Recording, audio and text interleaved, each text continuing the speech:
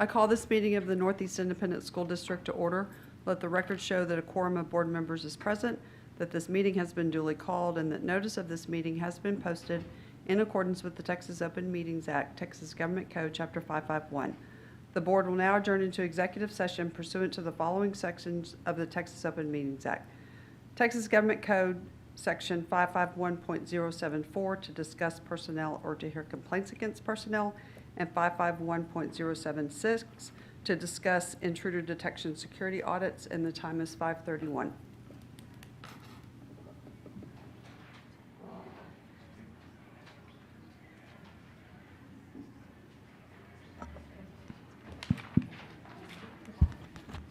The board will now convene into open session, and the time is 6:15. On behalf of the trustees, I would like to welcome you to this evening's meeting of the Northeast Independent School Board. This is a business meeting of the board held in public. We appreciate your attendance and request your respectful attention. We welcome your comments during the matters from the floor section of the agenda. If you signed up to address a specific action agenda item, you will be called at that time. We wish to emphasize that this is a business meeting of the board, and while those in attendance may disagree about issues, it is our expectation that everyone will conduct themselves in a respectful and professional manner. Disruptions to this meeting by anyone will not be tolerated. In the event any person or group disrupts the meeting, a warning will be given to stop any disruptive behavior. Anyone persisting in disruptive behavior will be removed from the meeting. The board may also call a recess in the event of persistent disruptions so that individuals who engage in disruptions can be removed. It is our intent to conduct the meeting in an orderly fashion. Finally, I would like to remind you that it is the mission of Northeast to challenge and encourage each student to achieve and demonstrate academic excellence, technical skills, and responsible citizenship. Item 5, Invocation and Pledge of Allegiance. A, Driscoll Middle School, Ms. Murak.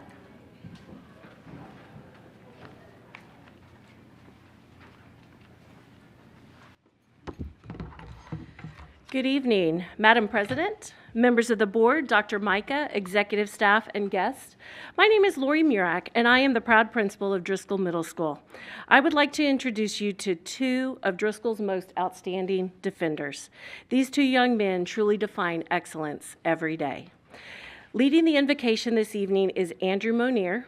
Andrew is an 8th grade honor roll student, a member of NJHS, a PAL, and he has played football, basketball, track, and golf while at Driscoll. He also plays select baseball and will be attending MacArthur High School next year. He would like to play baseball in college and be a business major so that he can own his own company someday. Andrew is a servant leader, always willing to assist however needed. He can be seen on campus helping custodians, office staff, other students, parents, and his teachers. He is a role model and continually works hard to be a leader. He loves that at Driscoll he has had the opportunity to participate in so many different groups, giving him a solid foundation for his future. Joining Andrew this evening are his parents, Michael and Shannon Monier, and his sister Julia, who will be graduating from MacArthur High School in 2 weeks. Andrew and family, will you please rise and be recognized? Thank you. Leading the Pledge of Allegiance and the Texas Pledge is Joel Sundashi. Joel is also an 8th grade honors student and is a member of NJHS and the robotics team. He plays both the tenor saxophone and percussion in the Driscoll Band. He qualified for the region band in 7th grade, as well as earned Division I ratings at solo and ensemble contests in 6th, 7th, and 8th grades. He has also played on the basketball, football, track, and soccer teams at Driscoll.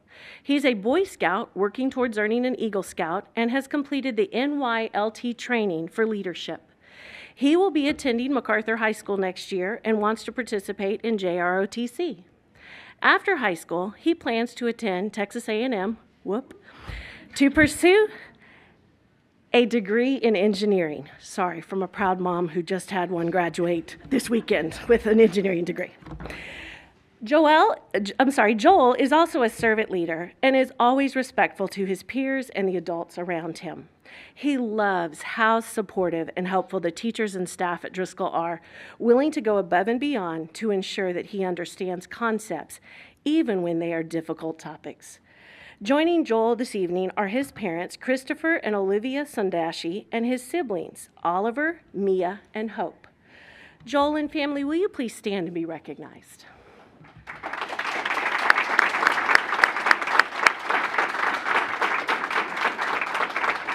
Thank you. Although we are going to miss both of these fine students at Driscoll next year, we eagerly await their future great accomplishments. Congratulations to them and their families for the excellence so far. Andrew and Joel, please approach the podium for the invocation and pledges.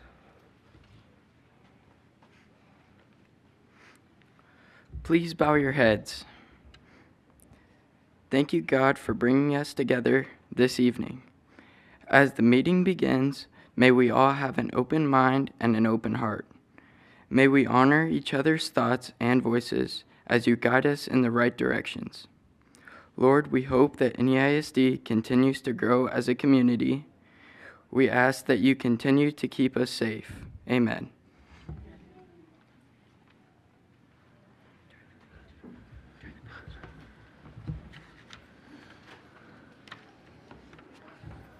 Please stand and join me in the Pledge of Allegiance.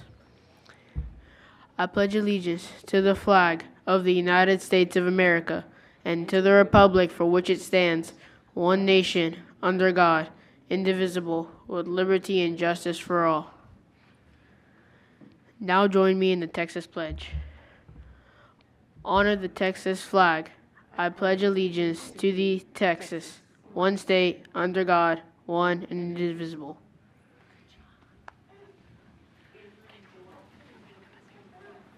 We have certificates for you. Yeah.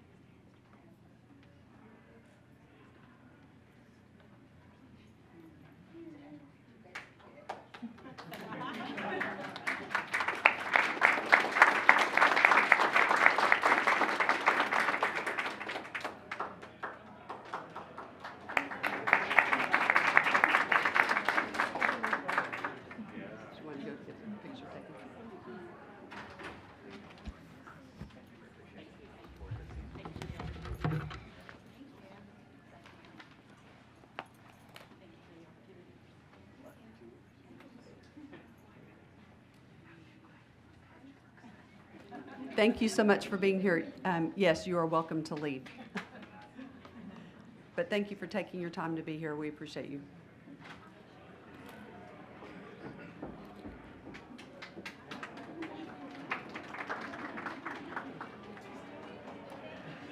Yeah. 6, recognitions. A, President's acknowledgement of special calendar events. This week is National Police Week, so if you see our officers, please thank them for what they do. Thank you, Chief. Yes, thank you, everybody, for what you do to protect us. Item B, Student Volunteer of the Year. Is that? Ms. Chancellor. Okay, Ms. Chancellor, sorry. Thank you, guys. Madam President, board members, Dr. Micah, executive staff, and guests, I'd like to ask Jennifer Taylor, our volunteer coordinator, to come up to the podium to address our awesome Student Volunteer of the Year this year. Good evening, Madam President, board members, executive staff, and guests. I'm Jennifer Taylor, the volunteer coordinator for our district. I'm very excited to present the 2023-2024 NEISD Student Volunteer of the Year on the behalf of the volunteer program. The recipient of this year's Student Volunteer of the Year award is Fatima Madero. You want to stand?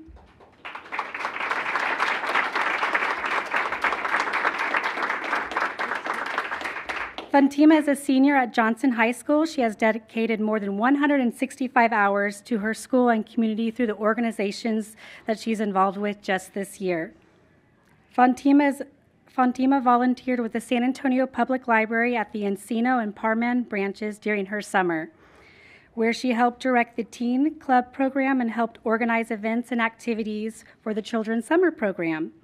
She dedicated more than 76 hours volunteering with both branches. In addition, she has been volunteering as a multilingual tutor for the Cultural Outreach Program before and after school for the past 2 years. She co-founded this FIRST-led student tutoring program where she provided academic support and guidance to more than 50 students at Johnson High School in various courses and languages besides English. She dedicated more than 67 hours to her school. She also volunteered for a holiday event drive called Secret Angels, donating items to families within her community, as well as volunteering with her church at Vacation Bible School, where she volunteered more than 20 hours. Fatima is such an intelligent young lady, and it was a joy to interview her. She is looking forward to attending the University of Nebraska in the fall, Lincoln, where she wants to pursue a career in food science. She is here tonight with her mother, Anna Lujan, and her father, Hernan Madero. Congratulations, Fatima, for this year's NEISD Student Volunteer of the Year Award.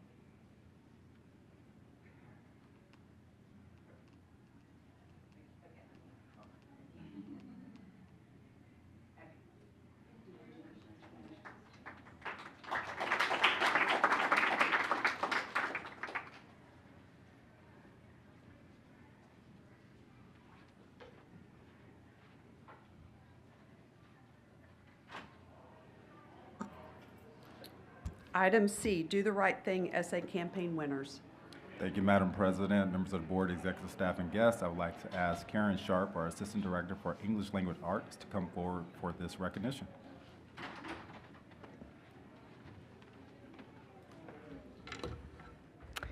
Good evening, esteemed board and community members.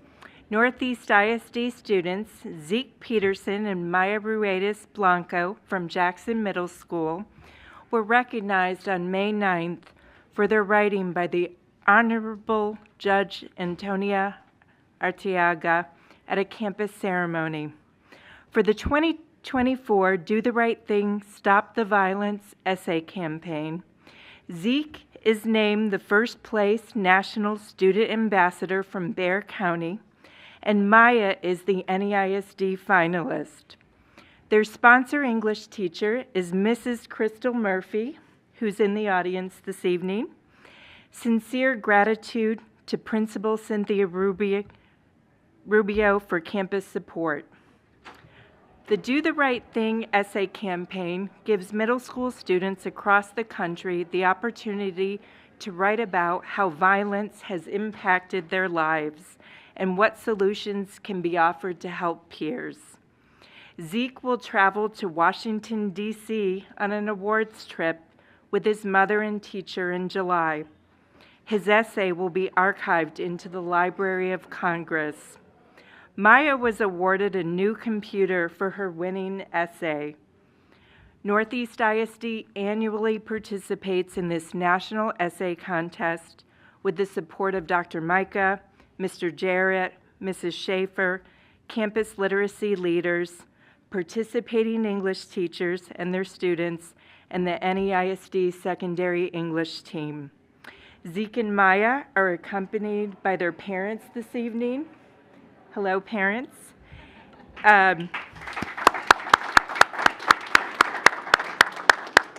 Mrs. Rubio and Mrs. Murphy, their sponsor teacher. Please come forward, Zeke and Maya.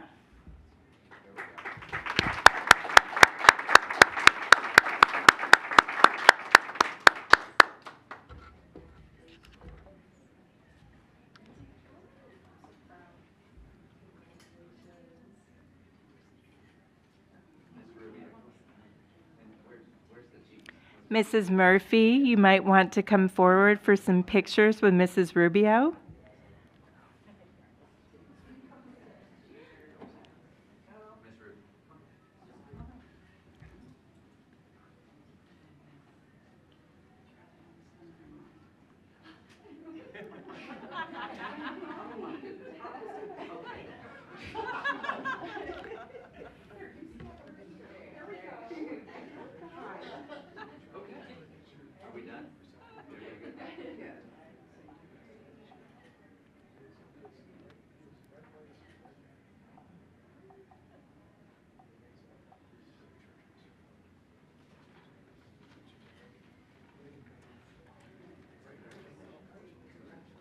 Congratulations to you both and good luck.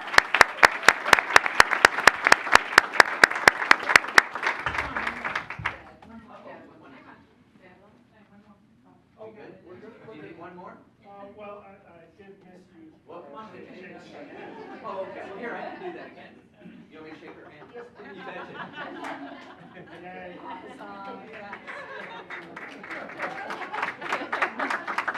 Thank you, Dr. Michael. You're welcome.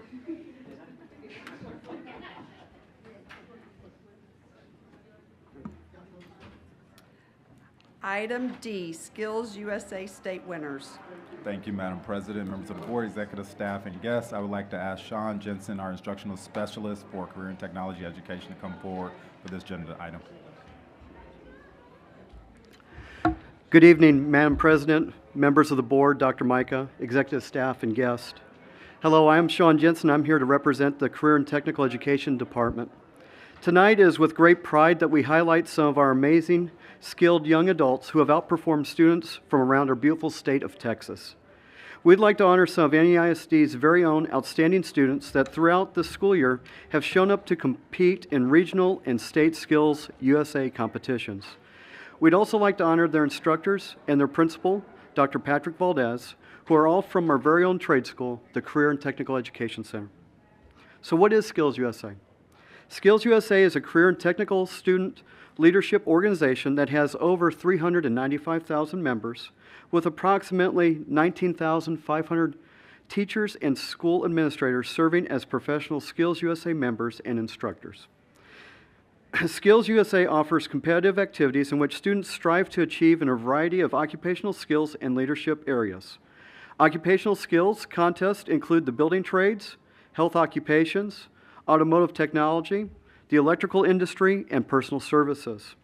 Students have the opportunity to place 1st through 10th place during the local or regional competition, but only 1st through 3rd place winners will be allowed to advance to the state of Texas competition events. At the Texas state competition, only 1st place finishers will be awarded the opportunity to advance to the National Skills USA competition held in Atlanta, Georgia this year. The national event will have numerous contestants in each event competing against one another in hopes of being named the 2023-2024 national champion. This year, we've had many students compete in several different trade areas. We had electrical residential wire-off. We had electrical industrial motor control build-off. We had national electric code test. We had carpentry build-off, construction material identification test, and the electrical project boards that many of the students had made. It is with my pleasure to introduce the instructors for the Construction Technology Academy. We have Mr. Victor Caceres, electrical instructor. He's in the back right there. We have Mr. Hunter Bakel, also electrical instructor.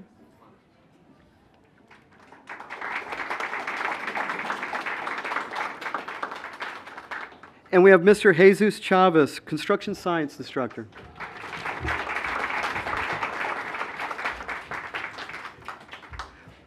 We'd like to honor our students who placed at state contest. For 1st place, state residential wiring, Jonathan Wendell, who will be advancing to nationals in Atlanta, Georgia this summer.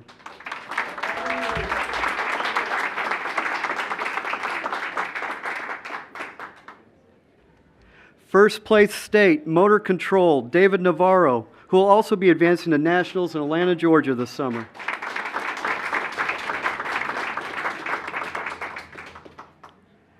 We have 2nd place state national electric code test, Francisco Banda.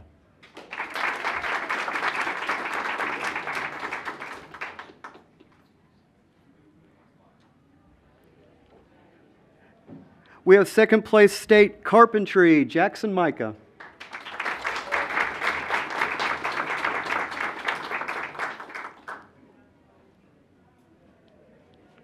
We have third place state material identification test, Daniel Moretta.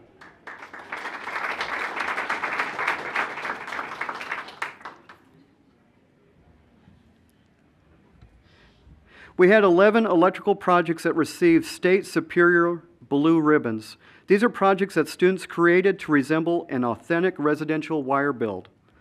Board 1, first place, State Superior, Mason McClintock.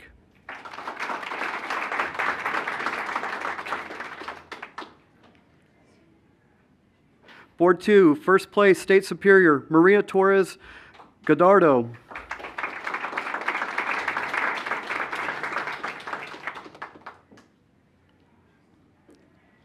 Board 3, first place, State Superior, Sadrach Gonzalez and Jesus Cisneros.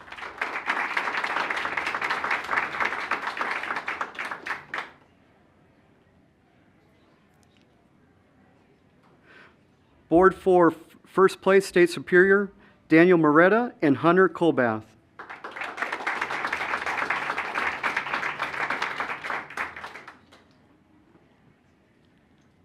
Board 5, first place, State Superior, Spencer Newkirk and Leland Villa.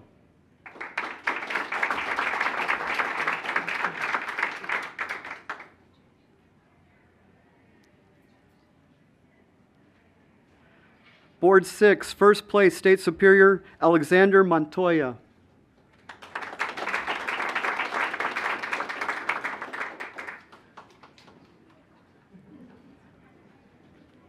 Board 7, first place, State Superior, Brandon Garcia and David Navarro.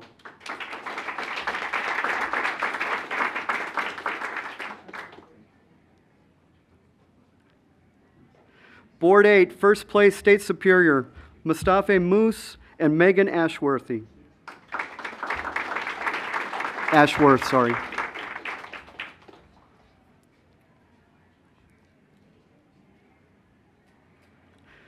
Board 9, first place, State Superior, Olivia Oreza.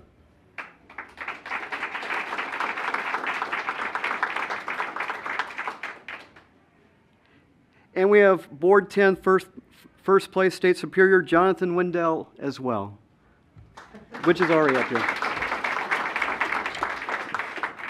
On behalf of our district, we'd like to thank our teachers for all that they do to help our students excel in all career and technical education fields.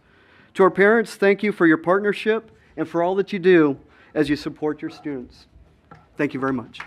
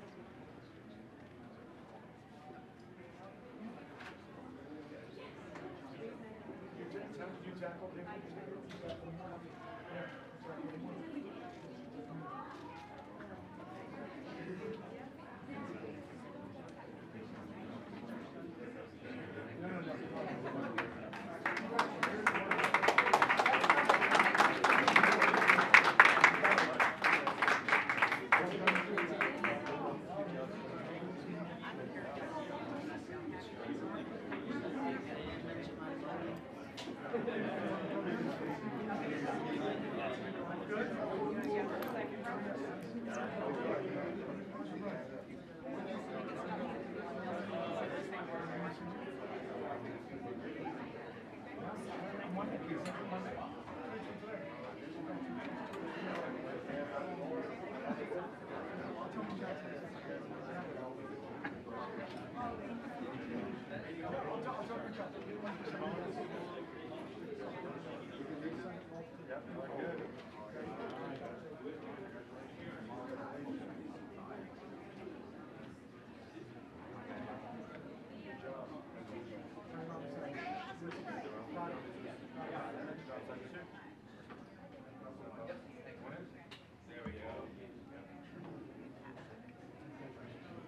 I think we have more parents that are coming in, so I'm going to wait for them to come in before we go to the next item.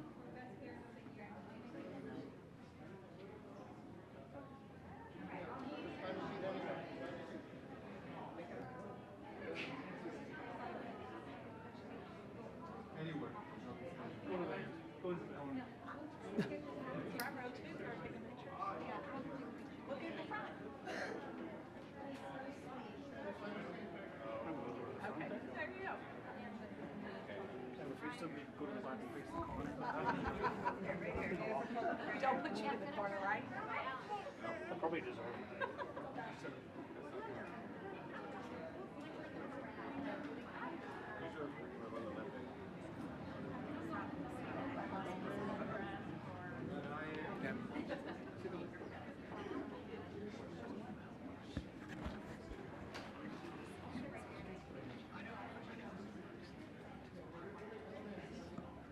Okay, I think all the parents are in now. So item E, UIL 6A State Golf Medalist, Mr. Jimenez. Thank you very much. John Gallardo, Director of Athletics, will address this item.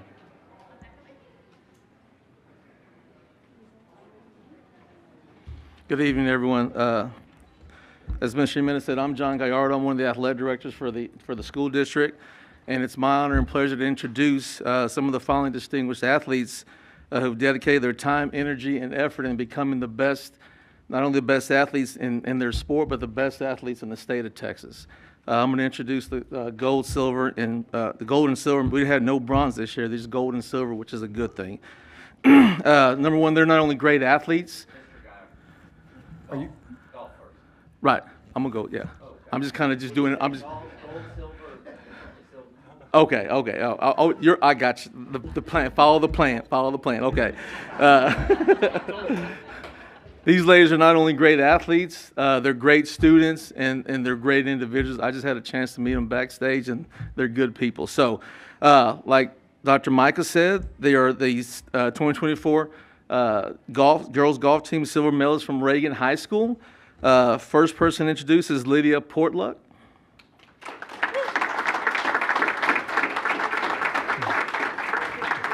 Danielle Bailey, Marissa Loya,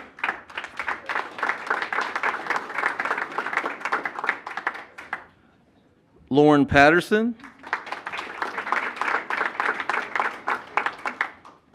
Paula Ortiz Zamora, Bailey Huff. And they are coached by Russell Aki,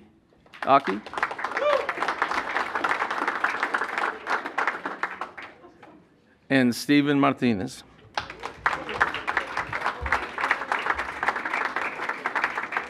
And their principal, Dr. R, is around here somewhere. There he is. He's in the back. Here he comes.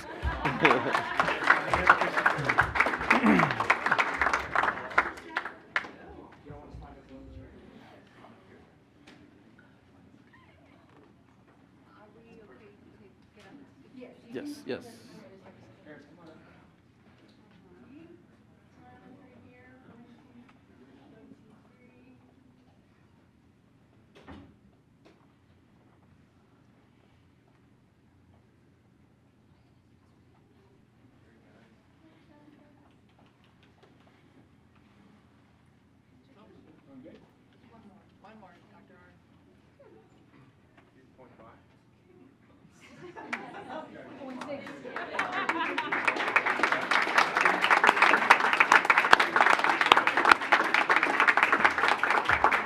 Great job, ladies. Thank you.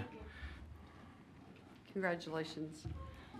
Item F, UIL 6A State Track and Field State Medalist. All right, thank you. Hang tight, Sam. I'll get you. All right, so once again, I mean, these are athletes that I've watched grow for the past 4 years because I'm over cross country and track. Great students. I've seen them, develop from freshmen to what they've become today. Great athletes. Then the first one is from Reagan High School. He was a silver medalist last year at the state meet. This year, he's the 2024 pole vault state champion, Samuel Abati.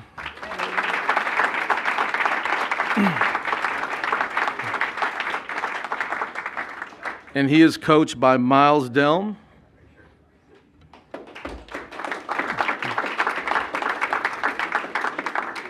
And Mr. R is his principal as well. Next athlete.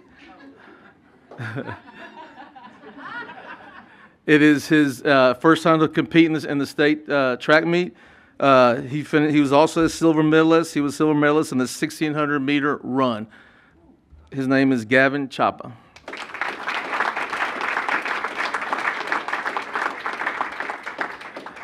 And he finished second by tenths of a second. That was a great race.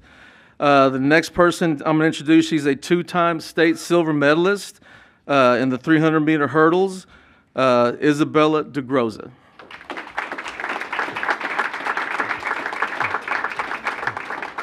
And she is coached by Jennifer McHugh.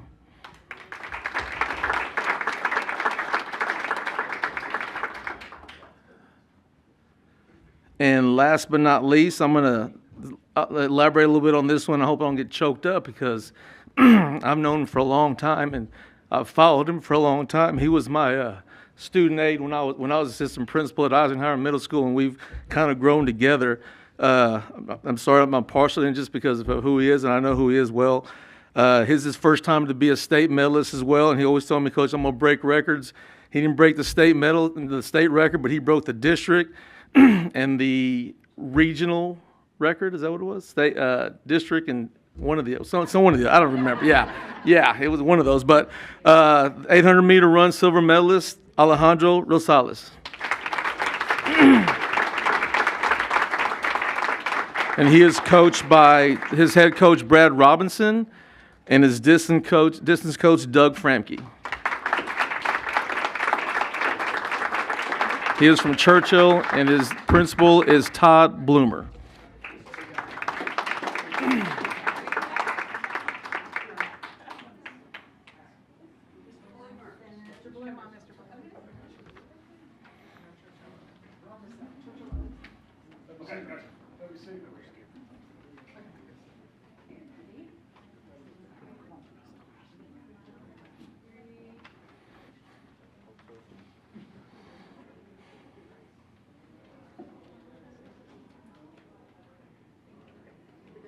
Congratulations to all you. Thank you.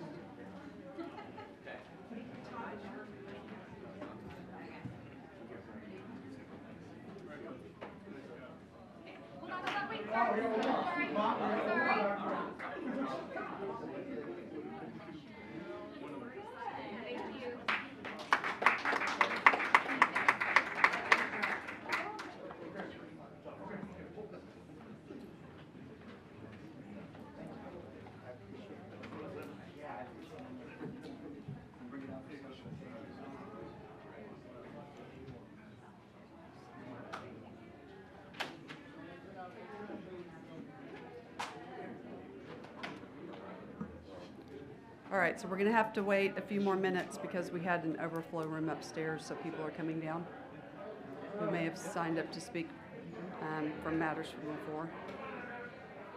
Can I go ahead and...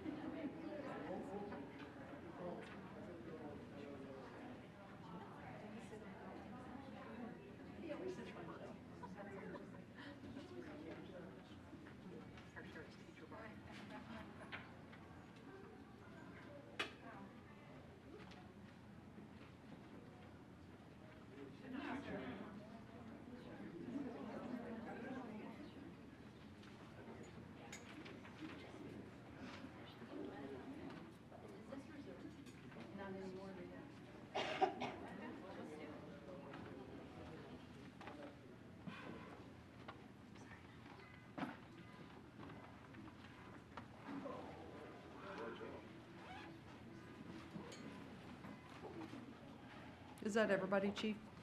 Okay, thank you. All right, item 7, matters from the floor. The trustees welcome comments from members of the public during this time of the meeting. Generally, board members do not respond to public comments during the meeting, although members may request further information or a future agenda item on a matter raised during public comment. As explained fully in the board's written procedures for this time, the matters from the floor portion is a limited public forum.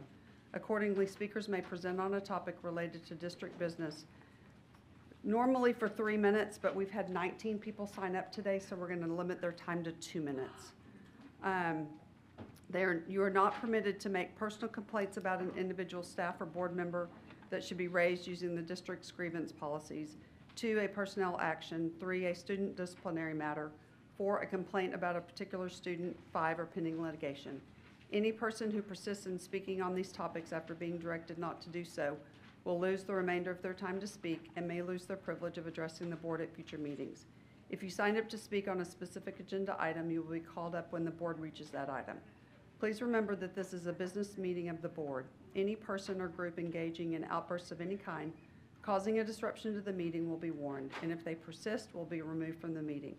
This is to ensure that all speakers have an opportunity to make comments without interruption and that the board members are able to pay full attention to speakers without any distractions.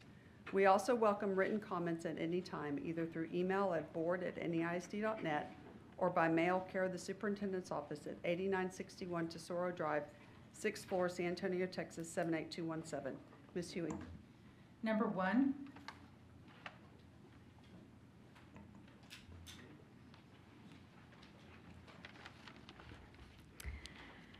Good evening. Ms. Huey, Ms. Grona, and Mr. Hilliard, I want to share my gratitude to each of you for your dedicated service to our school district.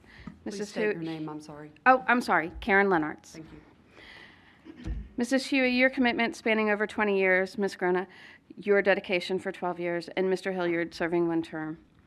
As a fellow volunteer at NEISD, I understand the passion and commitment required to serve the NEISD community. Our students and families, whom I believe to be among the finest in Texas, benefit immensely from your support. Moreover, the exceptional staff and my favorite principal, Mr. Bloomer, who already left, at NEISD reflects the high standard of excellence that you all uphold. I'm going to not cry. Okay.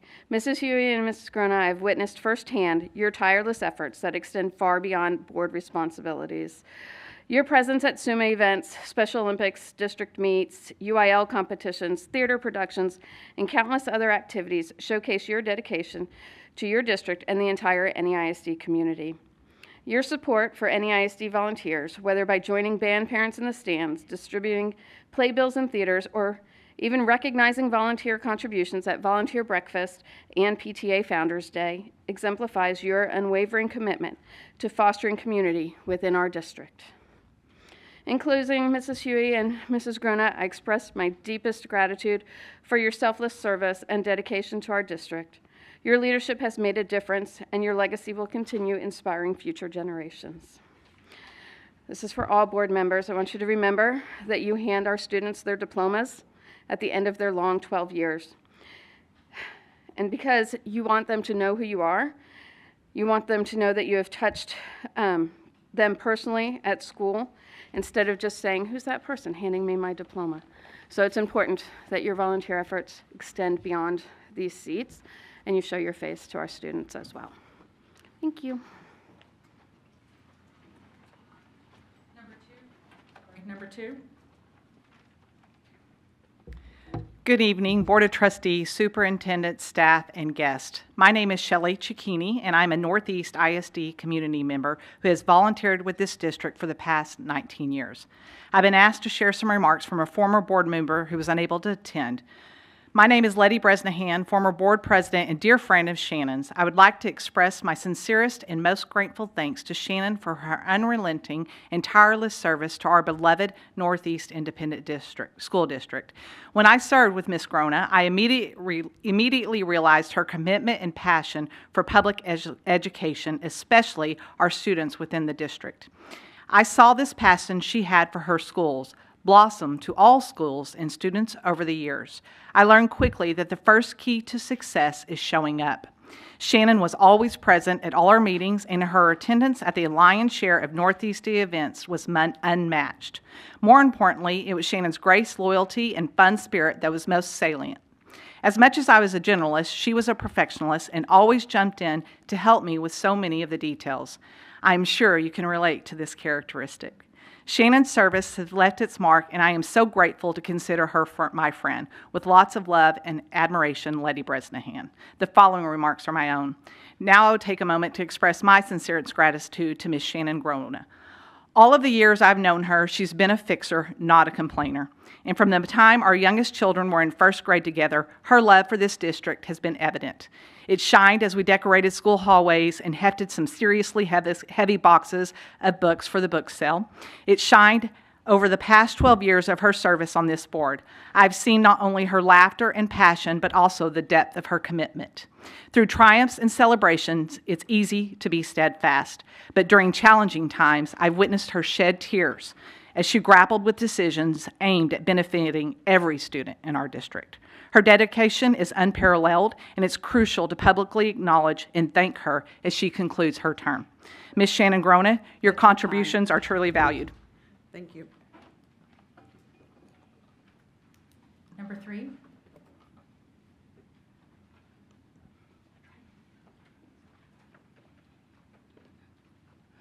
Good evening, Madam President, board members, Dr. Micah, executive staff, and guests. My name is Deborah Parrish, and I am concerned about a rumor I heard recently. Apparently, there are some sex ed curriculums out there which are actually started in early childhood.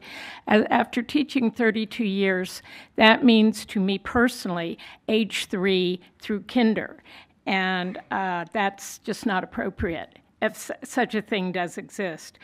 I hope such a curriculum will not be used in NEISD, nor will even be considered. I understand that the old sex ed curriculum was, quote, too sensitive to send home to parents and guardians during COVID, end quote. I hope that the new board will not go back to offensive materials. Thank you. Number 4.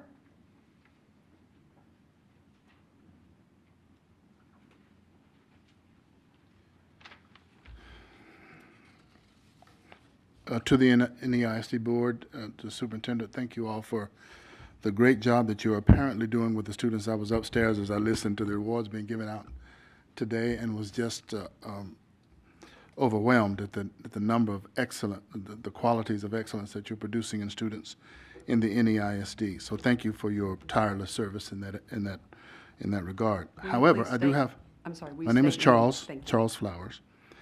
I do have, you'll be getting a handout that I just handed to this gentleman to get into your hands, because there is a part in the handout that you'll see that deals with obscenity in the code. And some of the material that you will hear read today are the materials that students are in possession or can be in possession of, both in their curriculum and their libraries. It will shock you. And I think that you would do well, is an understatement, to remove the books containing that kind of information from accessibility to our students. Let you know that other school districts have received such an acknowledgement and took action. Tyler, for example, removed 311 books. Middleton removed over 400. San Angelo removed 180. Somerset, just south of here in San Antonio, removed over 400 books. And it's reasonable for that to happen because of what is the grade of the school district. The current grading of the school district is only 58% of our students in this district, in Northeast. Only 58% of them are achieving grade level reading skills. Among African Americans, that's 42%. Among Hispanics, it's 52%. Since there is a challenge with bringing our students up to grade level in reading, this material that you're going to hear about is certainly not the material that you want them to be practicing their reading skills on. I'm sorry, but that's your time. Thank you.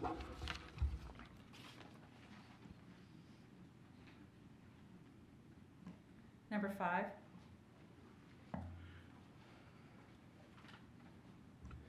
Good evening, NEISD School Board, Dr. Micah, and Board of Trustees.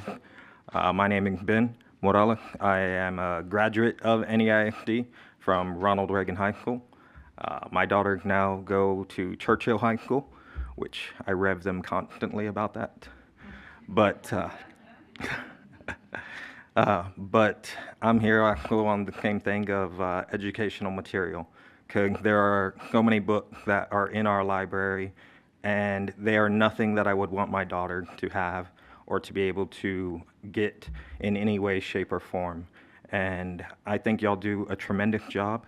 I don't know how the material have gotten into our library or into our school system, but it is very vulgar in language. It is very vulgar in racial tension and constantly nothing in an educational type of purpose.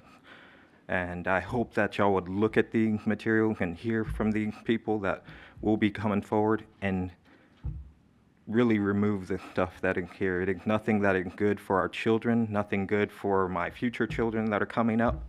I have one on the way, and I definitely wouldn't want this to be a part of our NEISD school district. It definitely is nothing that reflects upon really the legacy that y'all have built. And I commend y'all for the job that y'all do, the time that y'all put in, and thank y'all for y'all service. Number 6.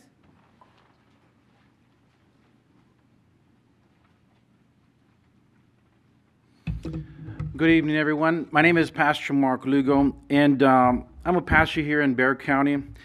I'm here to protect and advocate for our children because at the moment they're not currently protected and being advocated by this board.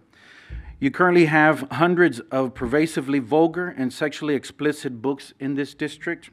One of your jobs as board members is to protect and advocate for our children. Now, the superintendent works for you, but this board works for this community, and we as a community are not standing for these books to be in our district and being paid by our tax dollars, and we're asking you to act.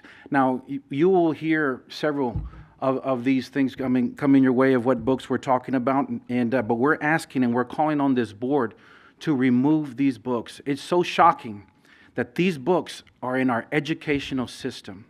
Now, I understand y'all have some heavy decisions to make throughout the school year, but this should be top priority. Again, they're explicitly vulgar, they're sexually explicit, that I believe that once you hear of these books, that you yourselves would not allow these books for your children or for anybody in your family to hear, because it's extremely inappropriate. Now, all these children, these youth that we saw today and got these awards, they are exposed to this material, and we're asking on you to have courage to remove these books from this district. And in Jesus' name, amen. Number 7.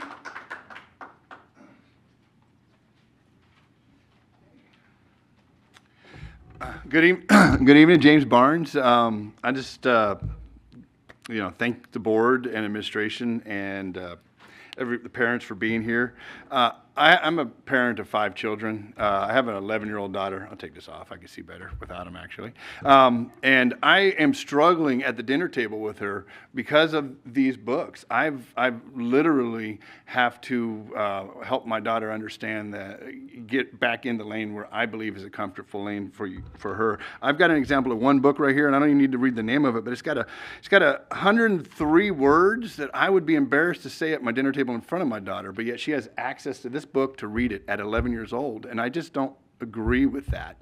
And I think that you'll hear a lot of parents and a lot of people here today saying that. And so we want and encourage cooperation and collaboration to figure out what that is, so parents at their dinner table don't need to struggle like this. It's just not okay. And I know you guys are working hard, and we thank you for that. But we ask for cooperation and collaboration so we can get this resolved and we can do great things. And we appreciate it. In Jesus' name. Number 8.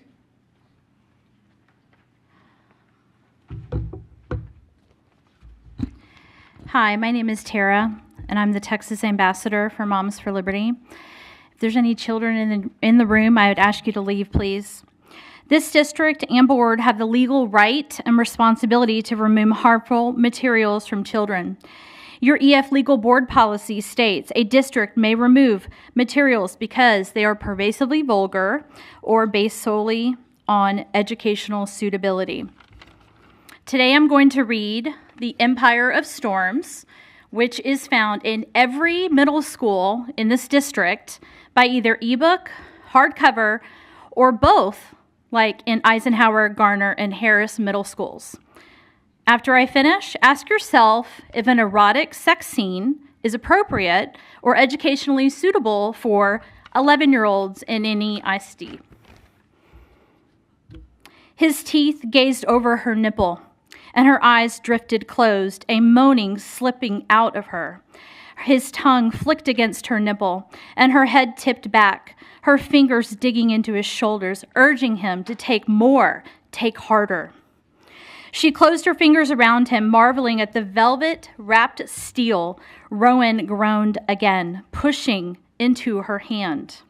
He lowered his head, not to kiss her, but to watch where she stroked him. His head dipped between her legs. She moved, begging him to go, go, go. So Rowan did, sliding a finger into her as his tongue flicked that one spot.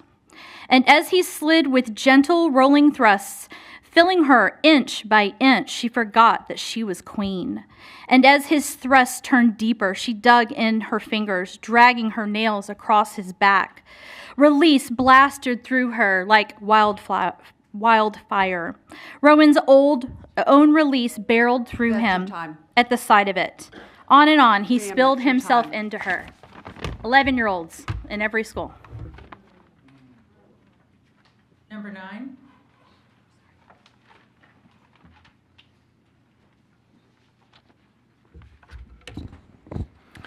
My name is Pastor Richard Vega. Tonight I heard an awesome comment by you, Madam President, and you said, do the right thing.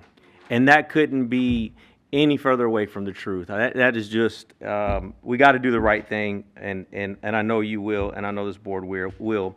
But I'm going to read a book that's called What Girls Are Made Of, and I don't think it represents the girls of this community or this school district or even the women that sit on this board. But I'll tell you this, I take this absolutely, I take offense that this book is even in our school libraries. This book says right here, it says, take him in the hand, eat him, drink him, and do with him what you will. She's talking about worshiping Jesus, but come on. She was talking about sex, right? Sex with Jesus. That's what she wanted. She wanted to give Jesus head, and I totally understand it. Chewing the flesh and drinking the blood of Jesus every Sunday in church, swallowing Seth's cum on the trail. Isn't it the same? Isn't it different? Is it? This particular book right here cannot be in any way educational for any of our kids. I don't know what y'all's religious background is, but if you even say that you're a Christian in any manner or any way, I would say this has got to go and get out. Not only does it violate HB 900, it also violates the Texas Penal Code 43. The community's awake. We understand what's going on. It's not our job to go out and research this.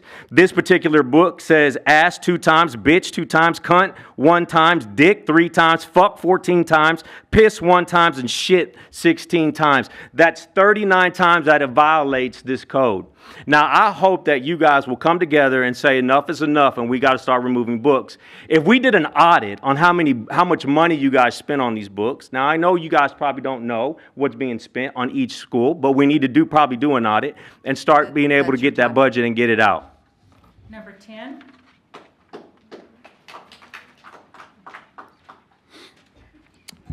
Hello, school board and president and superintendent.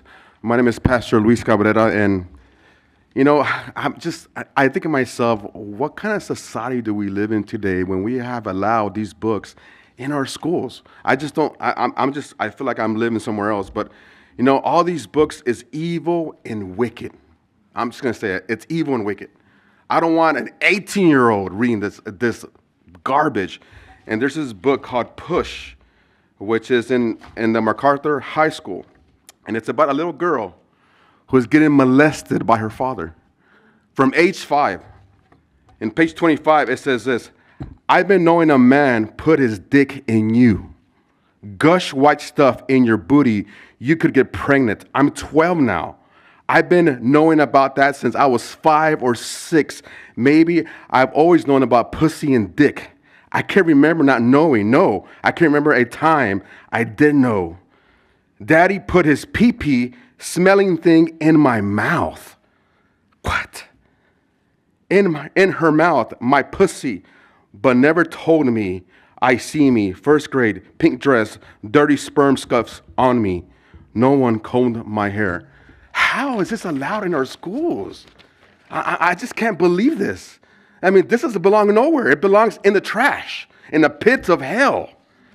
And so this book is in our schools, is in a high school. It says ass 31 times, bitch 47 times, cracker 11 times, cunt 3 times, dick 9 times, faggot 5 times, fuck 83 times, nigger 22 times. I can't believe I'm saying these words as a pastor. It's embarrassing. It's the first time I've cussed in 25 years. And I'm reading a book that's in your school district. It's an embarrassment. So you guys have to do the right thing, because God's going to hold all of you guys accountable one by one. God bless you.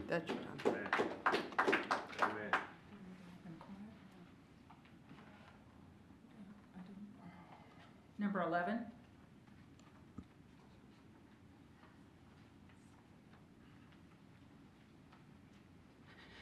Good evening. My name is Bonnie Wallace, and I am here to read the book Triangles. It is a book written for and marketed to adults, so it does beg the question, why is it in Lee High School? On page 161, it says you can have sex for hours with multiple partners, orgy style. Get off until you're downright sore, but rest up for a day or two, restore bodily fluids, rebuild desire, you'll want some more. Page 308, have you ever been tied up? I'm naked when he lays me trembling on the bed. He uses my stockings to tie up my hands and stretches one across my head. The other he wraps around my eyes. Open your legs. His face dives between them, and his mouth claims what he finds there. And when he says, you can come now, I am beyond ready. Now that you're wet, I'm going to do something, he said, that I've always wanted to do. He slips one finger inside me. 2, 3. At 4, the pressure becomes terrific. But when I squirm, he gives my arms a warning tug. No, hold still. I do, and he works his entire hand into that narrow place. And over the flashing silver pane, I shudder orgasm. That's my girl, he says. I wish I could see his rigid cock, fevered and poised to push inside me. One wicked thrust, and I come again, and then again, and then again. And now so does he. Page 368. I move my mouth to taste her nipples. They are larger than mine, luscious. My partner's hands pull me backward to lie across the table. He kisses Lorraine as Micah's tongue finds the sweet spot between my legs. It all becomes a heady mix of men, tongues, hands, fingers. The heat of cock and God, orgasm. Mine, hers, theirs. I think other people are watching, touching themselves because this foursome is amazing. Beautiful people doing incredibly sexual things. Segue to dirty, nasty things. Thank you. I'm sorry. I'm going to ask a question now because I was under the impression that these books had been removed from our schools. What the heck is going on? Good, yeah. Thank you. This is revolting. I wouldn't even expect to read this in Penthouse if they still publish that trash. And this is in our schools? Yeah. Come on. This book was in this morning. I Nick. checked again before I came to read it. So. Number 12. Number 12.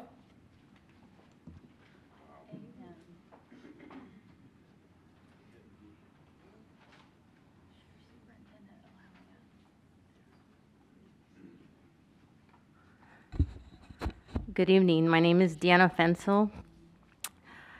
I didn't come to talk about books. I'm just disgusted, and it's very upsetting to know that these books are still in the school.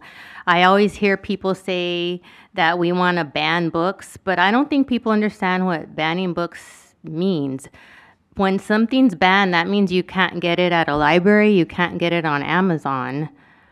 When I talk about banning books, which I don't, to me it means maybe books shouldn't be in certain grades or schools at all. That's what I'm understanding it to be. So they keep saying you're banning books, but no, what these folks are reading, it's just disgusting, and no child should have access to these books.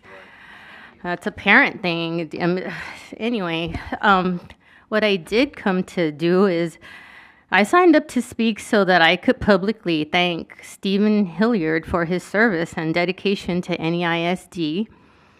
I'm shaking. During COVID, Steve was the only school board member who fought for parental rights and mask optional in our schools. We wanted an option. I will never forget that about Steve. He listened to us, and he actually voted to let us go mask optional. And guess what? We lost. I will never forget that. It's always good to hear what an expert has to say, but always up to the parent. And Steve definitely honored our input and our rights as parents. The experts were wrong during COVID. We can look up the Cochrane report. They were wrong about the mask. I'll never get over that. I'm never going to forget that either. The parents were right. So, Steve, I want to say thank you for hearing us. You always question everything, and that's what an amazing trustee does. That's your time. Thank you, Steve. Good luck.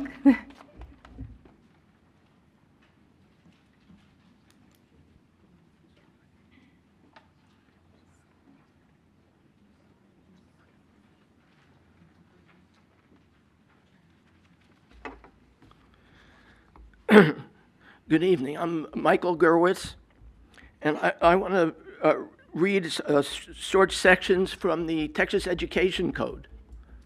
This is a Board of Trustees, and our focus should be on, on educating our children. The mission of the public education system of this state is to ensure that all Texas children have access to quality education that enables them to achieve their potential and fully participate now and in the future in the social, economic, and educational opportunities of our state and nation. It is further grounded on the conviction that a successful public education is directly related to a strong, dedicated, and supportive family, and that parental involvement in the school is essential for the maximum education achievement of a child. They go on to list objectives. Objective number 1, parents will be full partners with educators in the education of their children.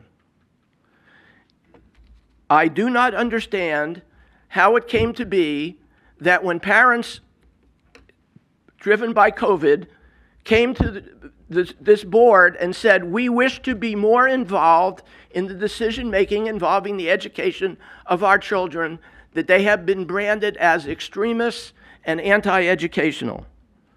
I want to read one other, Objective 5. Educators shall cultivate in students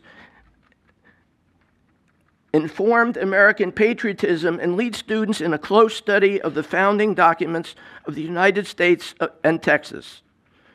The purpose of this objective is to increase students' knowledge of the deepest and noblest purposes of the United States and Texas, to enhance students' intellectual independence so that students may become thoughtful, informed citizens who have appreciated. Thank you very much. Number 14.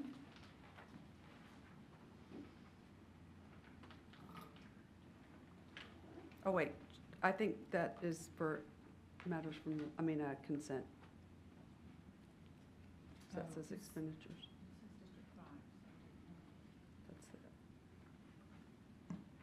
Ma'am, were you speaking on an agenda item or just matters from the floor? Matters from the floor. Okay. Okay, that's fine. It said expenditures, and that was a consent item, so I didn't know. I'm going to go ahead. Okay.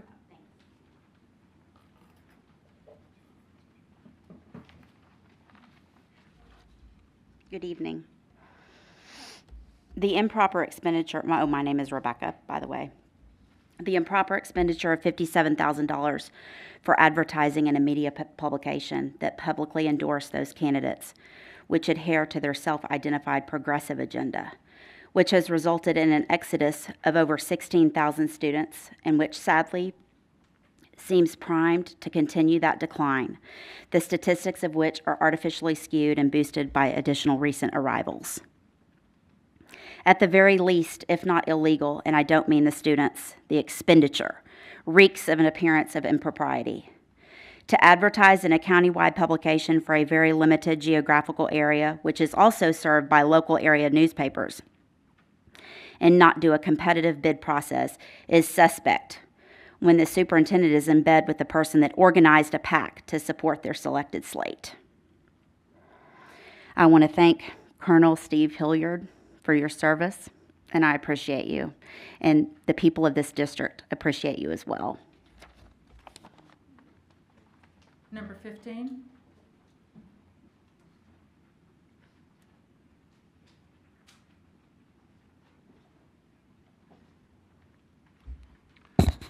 My name is Mike Osborne. To illegally make the expenditure of $57,500 without required board approval, and with the lame excuse that a special last-minute board meeting on April the 22nd was canceled. Though this is not the first election in the 12 and 24-year tenure of the board president and secretary, approval was not obtained early in the year at a regularly scheduled board meeting, or even that this known requirement to advertise elections, if indeed a legal requirement, was not already included in the budget approved last summer, and which I suppose, since it was not included, will add to the already burgeoning $39 million budget deficit. We hire teams of people at ungodly salaries to properly manage the district and its resources, but who's on first? Then we elect trustees to ensure it's done properly. Woe is me. Lord help us. Our taxpayer-funded school system has the wolves guarding the lambs to the detriment of education. Well, you can't blame the short-term radical extremist conservatives. And a special thank you to Colonel Steve Hilliard for his exemplary service this last 4 years. His efforts to correct the deficiencies in the sex ed curriculum, get parents involved and heard, and in compliance with state law, and to initiate strategic planning in NEISD is wonderful. The language these pastors have covered in the same behavior that the board said was that in their sex ed program was too sensitive to send home to parents during COVID. God bless you, God bless Texas, and God bless America. Number 16.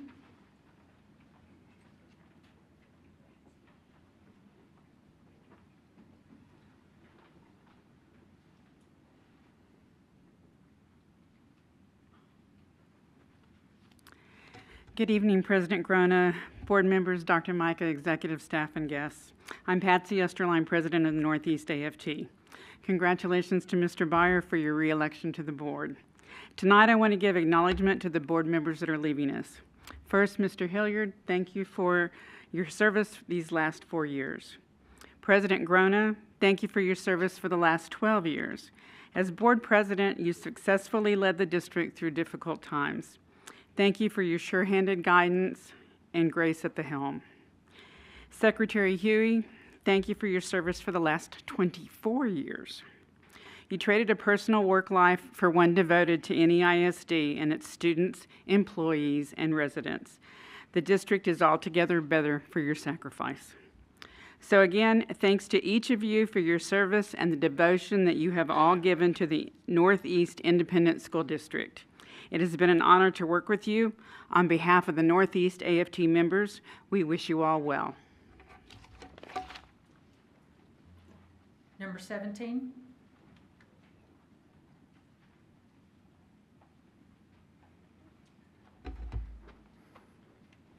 I'm Dick Rasmussen. I'm a resident of District 5, and first of all, shame on you, board, for changing the policies and bylaws, not letting people speak for 3 minutes.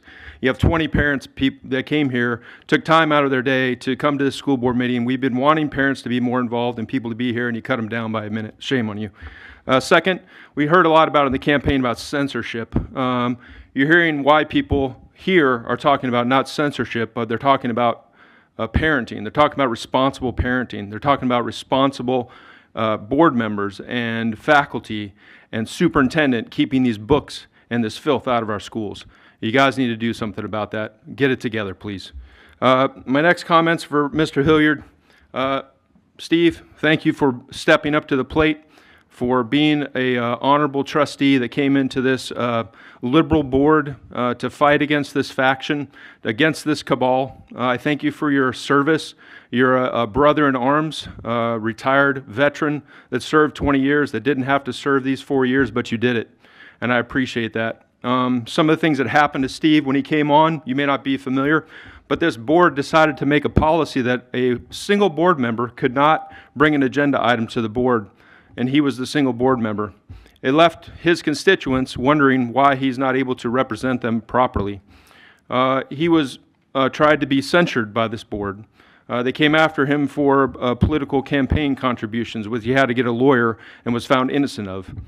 I just think it's really ridiculous that this has happened.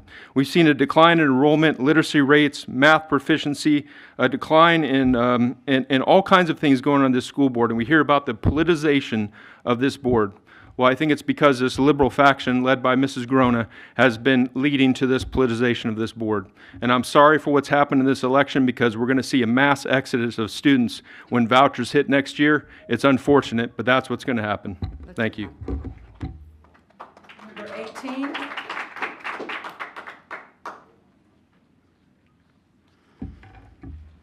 Good evening, Board. My name is Jacqueline Klein, and I am the Bexar County Chapter Chair for Moms for Liberty. In the recent election, Susan Cantu voted twice on April 12th and May 4th. William Galbraith voted on April 30th and May 4th, once from an address in Maryland. Howard Gill voted April 30th and May 4th, even though he submitted a permanent address change July of 2021. Alex Shillman and Zebo Zakir both voted from the same address in South Carolina, even though they submitted permanent address changes in May of 2022. I left Alex a voicemail message earlier asking him if he voted. Robert Dallander and John Goodman voted in spite of a permanent November 22 address change to Houston using email addresses. Consuelo Boudreaux and Catherine and Pedro Garza voted from their P.O. boxes, which is an election law violation. Ruben and Melissa Arredondo, this one's my favorite, they sold their Pinnacle Drive home to a family friend in March of 2020. They submitted permanent address changes in April of 2020. The house was vacant and is now in receivership, yet they've still managed to vote from there twice.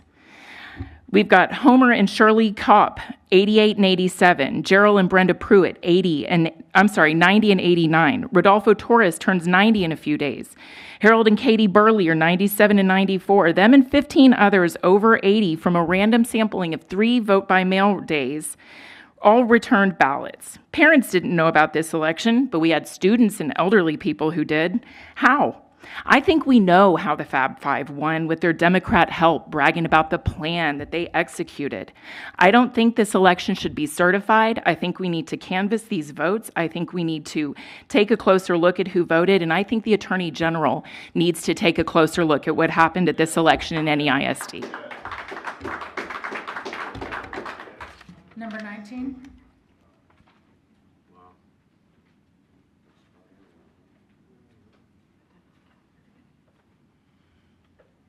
Good evening. Congratulations. You too. I know you didn't run, but we're going to be wishing you the best and keeping you in our prayers. You have a lot of issues coming down, and it's going to be heavy. It's going to be heavy, Paula Hilliard. But just know that there are people who want the best for this district. We really do. I'll tell you how radical my right-winger husband was. You know what change he wanted to do when he got elected, if he was elected? He wanted to move the podium there, so we could actually look at our elected officials. Radical, right? Yeah. And honey, I just want to tell you, I'm so proud of you. I am so proud of the man that you are, your integrity, and how you just took it for 3.5 years. It wasn't even a full term. And all the events that you went to, your picture wasn't splashed across Facebook. You were there. And I know because our family sacrificed for it because we love this district. You and I grew up here, kindergarten on, and countless hours of volunteering. We were everybody's favorite parents until all of a sudden you got elected and the memo went out, quit talking to that guy. So I hope that you two will greet the new people with open arms, that you will meet their spouses and say, hello, I still haven't met some of you after 3.5 years, right? We need to treat others with dignity. I think you will, Mr. Byer. I really do, and I know that you will. This is a community with diverse viewpoints, and they should all be respected. But anyway, I just wanted to tell you I'm proud of you, being in a foxhole with you. Every parent that came up to you, that has emailed you, that has talked to me, cannot believe what happened. They are so thankful for you. The only people that voted against you, you know what they were concerned about when they came up to me? Is he going to ban books? Because I don't think they knew what the books were, so it's kind of interesting that these folks were all here tonight. There's not much more I can say except God bless you. God has blessed us, and I'm so, so happy to have you home.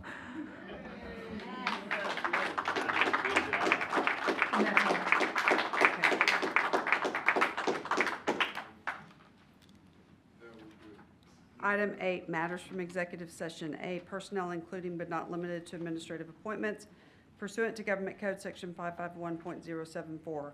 1, possible action regarding proposed recommendation for termination of Chapter 21 probationary contract employee. Do I have a motion to approve as discussed in executive session? So moved. Thank you. Do I have a second? Second. All those in favor say aye. Aye. Opposed? The motion carries. Item 2 is no action. Item 3, possible action regarding proposed recommendation for non-renewal of Chapter 21 term contract employee. Do I have a motion to approve as discussed in executive session? So moved. Thank you. Do I have a second? Second. All those in favor say aye. Aye. Opposed? The motion carries. Item 9, presentations. A, intruder detection audit. Dr. Micah. Thank you, Madam President. As we discussed in executive session, we had 11 campuses that did have an audit, a door audit. Of those 11, 10 of them were clean. We did have a finding at one of our campuses. And again, I'm going to say this very publicly. Folks, I need your help. You've got to talk to your students about keeping those doors closed. Please don't prop them open. Please don't let people in that shouldn't be. It doesn't matter if they have a badge or not. But we really do need to work together in order to make certain that our buildings are as safe as possible for our students and our staff. Thank you. Thank you. Item 10, superintendent comments. Thank you again, Madam President. So I've got quite a few this evening. Reagan High School senior Sadie Rott, I believe, received the Aerospace Hope for the Future Award from the San Antonio Aviation and Aerospace Hall of Fame. She is the first recipient of the Foundation's newly minted Hope for the Future Award. Congratulations to the Legacy of Educational Excellence High School JROTC academic team. Robin Vargas, Christian Bailiff, Rebecca Broughton, and Jason Rushing have advanced to the National Academic Bowl Championship in Washington, D.C., where they'll compete this June. Artwork from 2 NEISD students has been selected to be on display at the U.S. Capitol for the next year as part of the 2024 Congressional Art Competition. Congratulations to ISA senior Mariela Pena and Roosevelt senior Carol Barbosa. We recently had 26 students take part in our annual CTEC signing day. You saw some of them here earlier, where they signed letters of intent to start their new careers as electricians, mechanics, and more, or pledge to continue their education at trade schools. This past weekend, Go Public and the Texas Cavaliers revealed their art bus contest winners. Winning the secondary category is from Madison High School, and that is Lynn Martinez, and another young person from Madison, Izzy Lorenza, was recognized in that, and then winning for the elementary level was William Nguyen from Camelot Elementary, and so their art will be on display on via buses for the next 6 months. News out of adult and community ed. We had certification classes, the number of students with certifications, and those were 21 pharmacy technicians, 26 dental assistants, and 17 certified medical assistants. They've also awarded 80 students with their high school GED. And then this past weekend, Colonel LaChance held the pass and review for our ROTC, and he shared with some numbers that I asked him to give to me. At this point, as of current, or I should say as currently as of Saturday, we had 13 of our ROTC students that are graduating that have already enlisted in one of the branches of the military. 11 ROT scholarships have been awarded so far. We have 2 students that received academy appointments, one to the Air Force and one to the Merchant Marine. In military scholarships, our ROT seniors have been offered $2.3 million, and in total military and academic scholarships, they've been offered $6.1 million. And then we recognize Cadet Madison Turner from MacArthur High School. She earned $1.9 million in offers of academic scholarships. So it was a big weekend. And then I would like to end my comments just thanking the 3 trustees who are stepping down. I have, if you would, Mr. Hilliard, I have for you a plaque for your service to not just the students, but to our community and to, sorry, I can't talk in the mic and shake your hand at the same time, to our community, to our students and our staff, and on behalf of all of them, thank you so much for your service. I'm going to move up.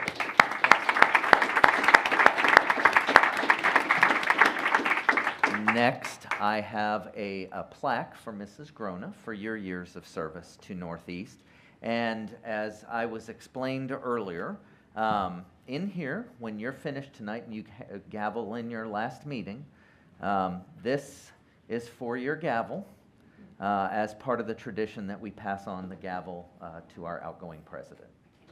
No, ma'am, you cannot hit me. And I'm going order in years of service to our board. And then last but not least, our outgoing secretary, Miss Huey. 24 years is an awful long time. And so we appreciate your service as well to the community, to our staff, and to our students. And thank you.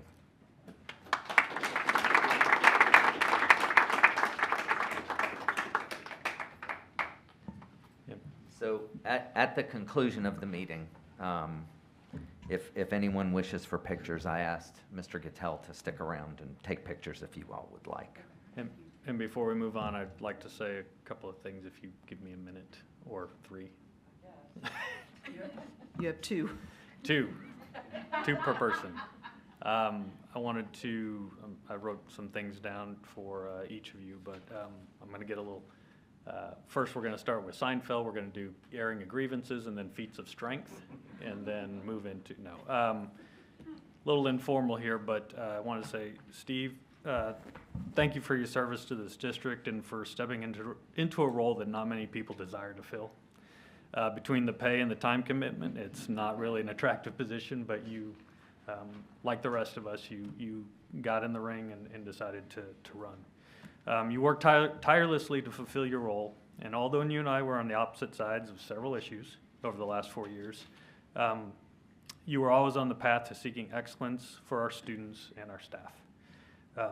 Good luck in your future endeavors, and thank you for your commitment to NEISD. Ms. Huey, Sandy. You've given 24 years of your life to this district, and I'm not entirely sure I can put into words what you've meant to your community and to this board. There isn't 1 square inch of NEISD that you haven't visited, and there probably isn't a single recurring event that you haven't attended. We're going to lose a champion for our kids, our teachers, and our staff, not to mention the institutional knowledge you provide in every discussion that we have. Your involvement in TASB has also helped set the tone for NEISD representatives, and I can only hope that we continue to do justice in the foundation that you laid. You are always quick with the story, and I've never seen you walk into a room with knowing at least 1 person. You'll be sorely missed, and please know that your legacy is cemented in these walls and in the classrooms around the district. Thank you for your service to NEISD, and personally, thank you for being a mentor to me on this board.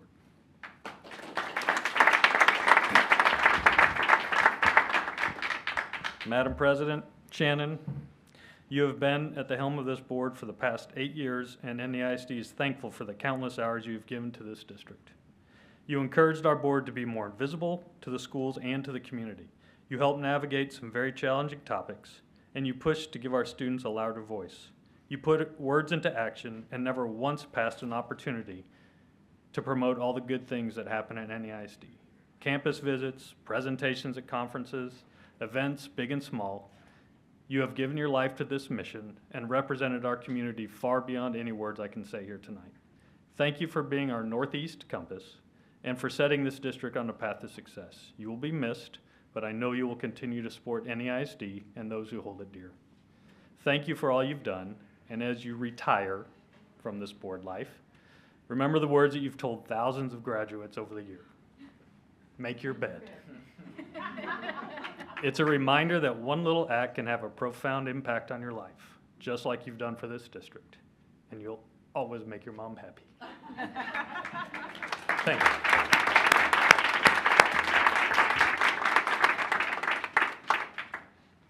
Deep breath. Thank you. All right, item 11. New business for possible board action. A, campus administration. 1, possible action regarding approval of employment contracts. Mr. Jimenez. Thank you. Shiloh Wooden, Executive Director for Human Resources. We'll head to the podium for any questions you may have. Good evening. Each year, in accordance with board policy, we present our recommendation for the renewal of employment contracts for returning employees, and I'm happy to answer any questions you may have about this item. Does anyone have any questions? I just have one. Ms. Wooden, is this based on current enrollment projections, or is it obviously these are people that are coming back and there may be vacancies, but is the overall plan based on enrollment being the same next year, higher or lower? Well, it's based on the staffing allocations that have been formulated with the enrollment numbers, so that does take into account employees that will be filling vacancies and through attrition. Okay, but are we expecting same enrollment next year, higher or lower, I guess is my real question, because we got the list of all the different, I mean, there's obviously several thousand people, but what's it based on, I guess? No, it's based on our projected enrollment. Okay. And so. Is that higher, lower, or the same? No, sir. It's as we've seen since 2013, enrollment, we anticipate it still to decline. Okay. Next, that's my question. Thank you very much. Thank you. I had one question about the probationary contracts, the one-year list. And that is, I know for new teachers or for people in new positions?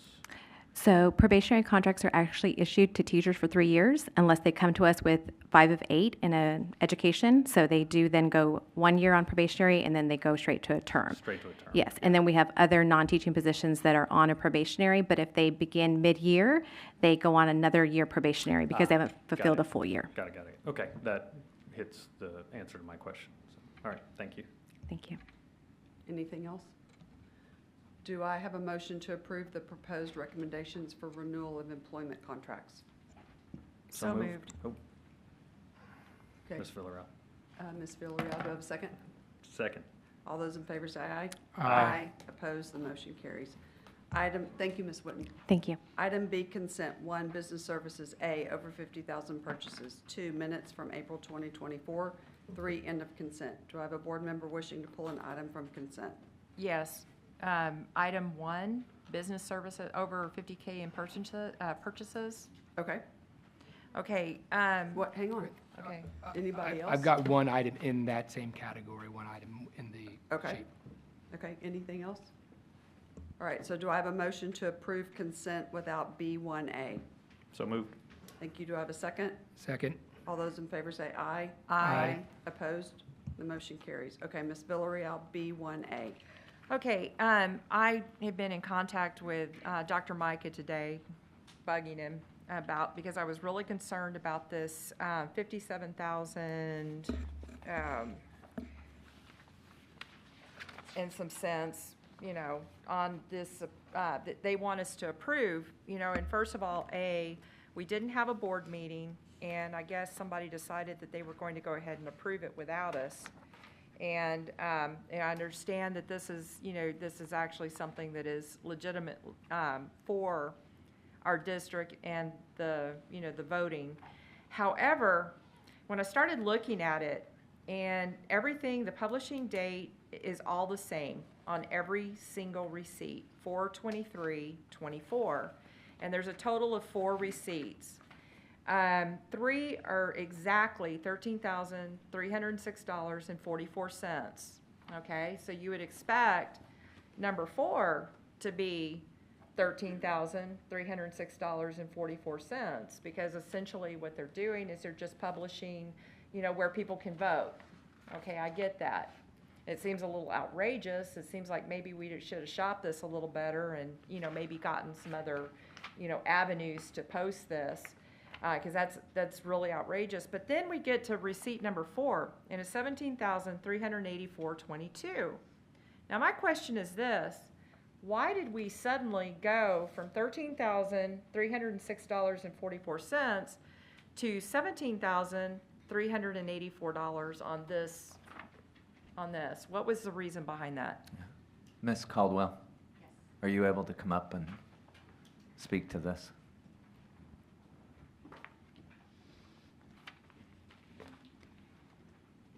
Thank you for your question. The cost is based off of the ad size. One of the 4 ads was a larger size. It was a full-page ad. The other ones were at a smaller font size, and so they were less than a 1-page ad. So that is the difference in the cost. Why didn't we go with the smaller font size on the full page, so that we could actually get, because I know right now every penny counts. And so what I'm trying to understand is why we didn't say, well, can you get us, and also why we didn't negotiate a little bit on this and ask these people, because this is a lot of money. It's like $57,000. And what I'm asking is, why didn't somebody negotiate with these people and say, look, we're about to cut you a check for $57,000. Cut us a break. Why don't we just go ahead and make every single one the $13,306.44? And can you arrange that? Can you make the font smaller? Why do we have to have the bigger font for this? So, it's a few $1,000s, but still, it's a few $1,000s. So what was the reason behind that? The font size, if you get too small, it becomes then difficult to read. And so the other ones that were smaller had less information, like this election notice for single-member District 2 was shorter in length than the one for the rest of the general election. Okay. That's understandable. All right. So have we already paid these people, or is this something that they're waiting on payment?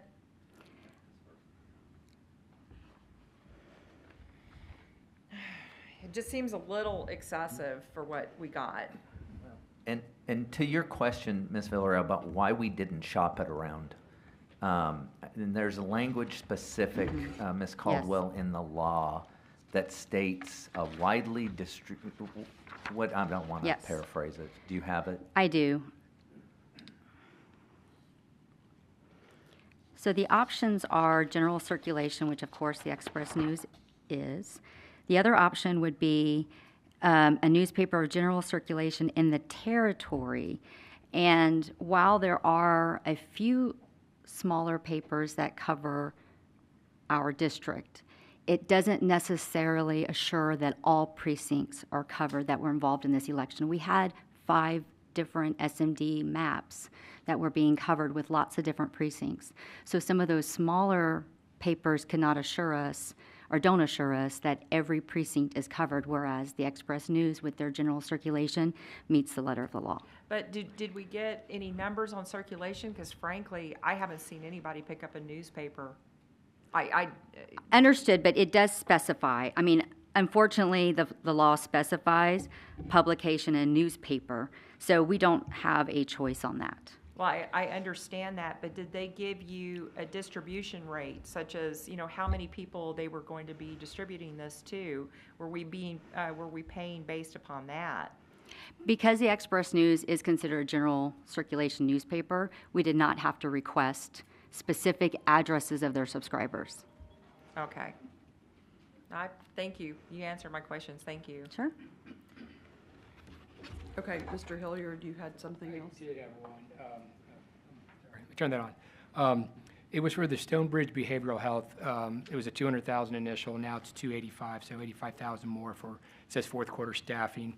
And I emailed with Dr. Micah earlier today, but so my understanding, this base contract is, from what I saw in the contract, for every evaluation, we pay $1,200 to $1,800 per extra evaluation. Is that my understanding? It was basically a fee service based type of thing, and so we obviously had more evaluations that need to be done in the special education realm. Is that the correct assumption? Yes, sir. Okay, and then are we projecting more next year so we can maybe budget closer? Well, I won't be here. but- We are, and sometimes what happens is you have several different vendors. And a vendor can say, hey, I have enough people to support you. When that time comes, they may not. So we may have to look to one of our other already approved vendors, which is what happened in this case. Okay, 'cause that was a pretty significant, I mean, that's almost a 40% increase on top of what the board agreed to, and that's why I was Yes, sir, asking the question on that. We want to make sure the services are provided, and that's a pretty stiff rate. So, okay, that was my question. Thank you for answering that.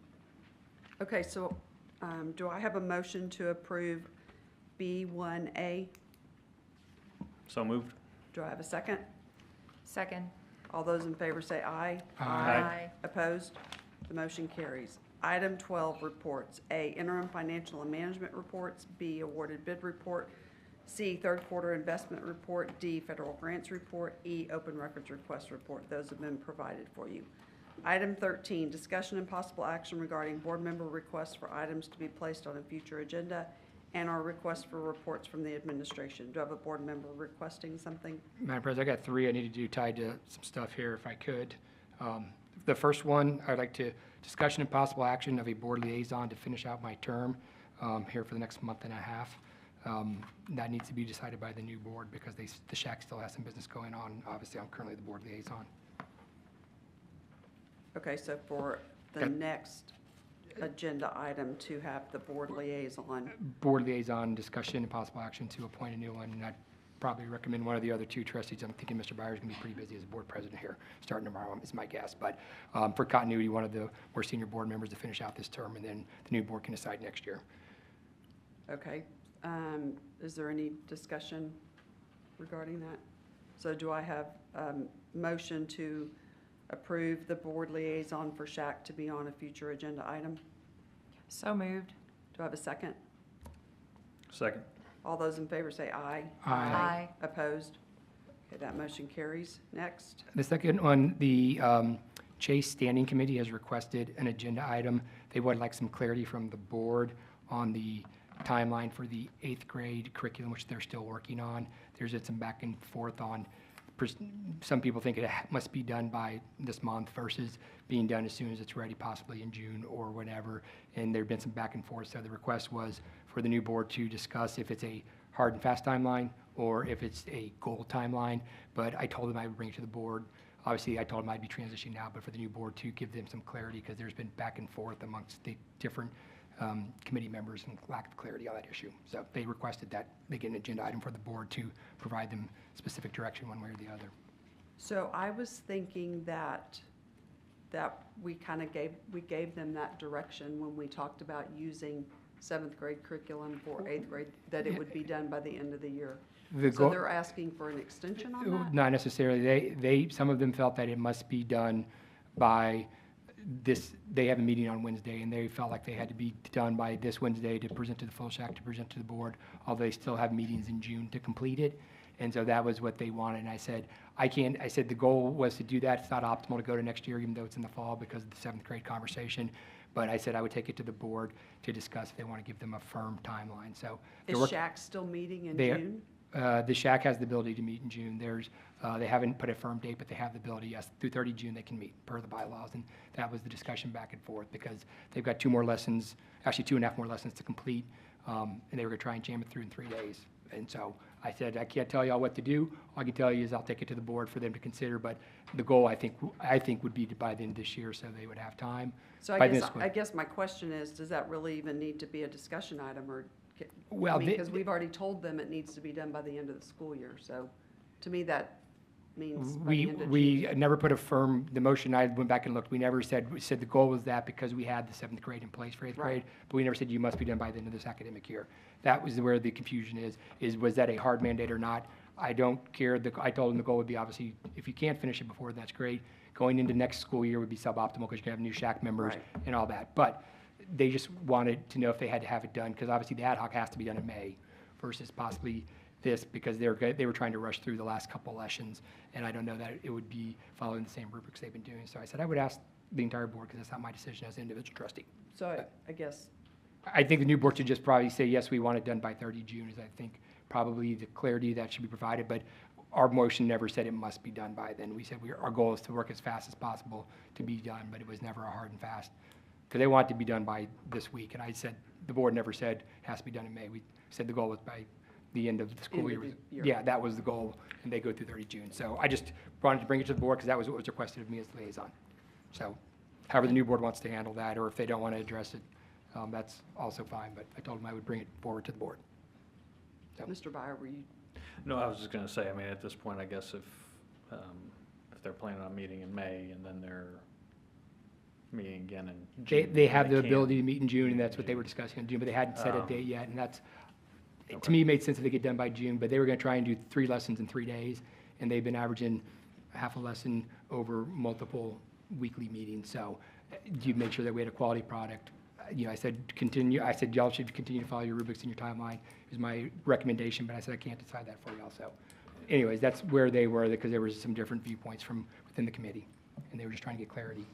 So do we think we need to have it on an agenda?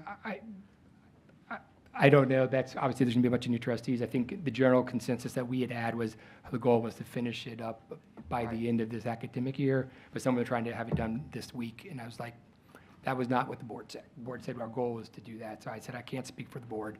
You just know what our actual motion was. Well, I assume maybe they were thinking that because of the timing with the meetings and all They, that they good were stuff, trying to whereas- they were trying to do that, but they were going to basically disregard the entire process they've done, try and jam everything in 3 days versus doing their weekly process they've been doing for the last 2 years for every other curriculum. So I say that's internal. So to can we y'all. just, I'm just wondering if we can just tell them to.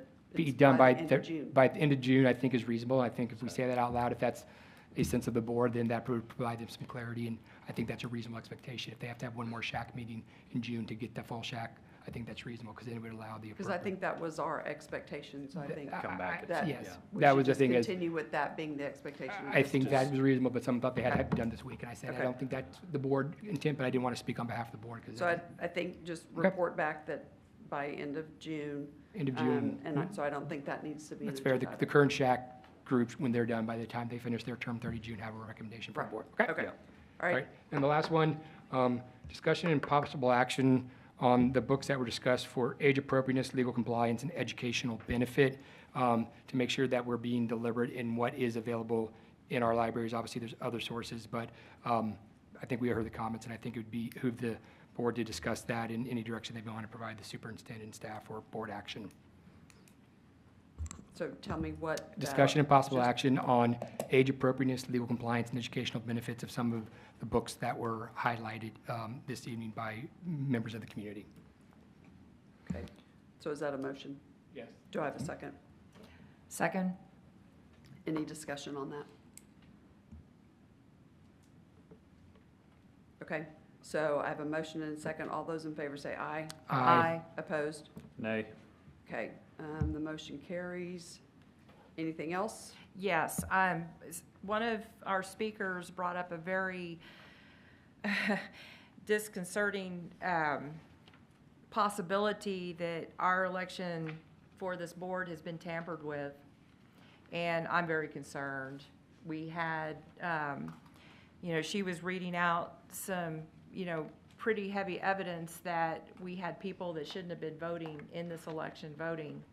And my question is this: have we received our certified copy for this? I mean, do we even have the right to certify this election for tomorrow? I'm very concerned. Mrs. Caldwell, what has Jackie Callahan supplied us to date?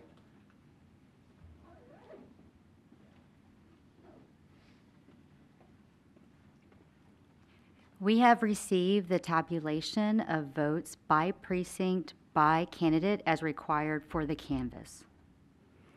And if we find out that there was a bunch of bogus votes in this thing, how is our community going to feel?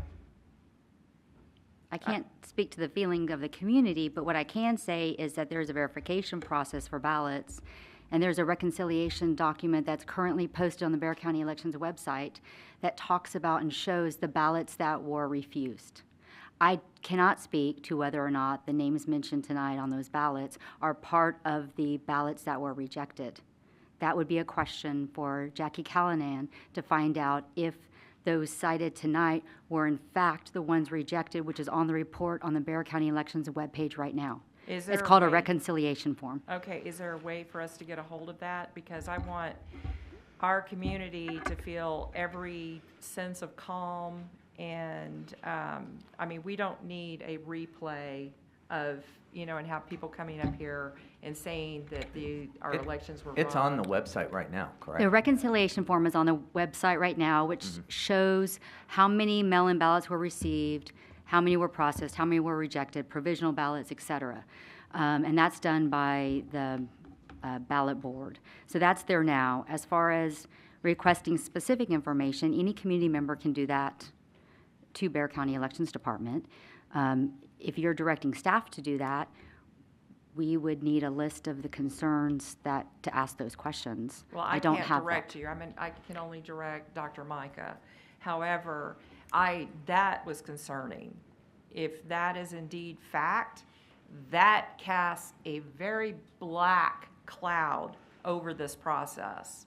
I imagine there's probably duplicate votes in every election, and that's the reconciliation process goes through that. And obviously, I'm on one side of the election, so it's easy for me to say this, but I'd be very careful without any specific evidence.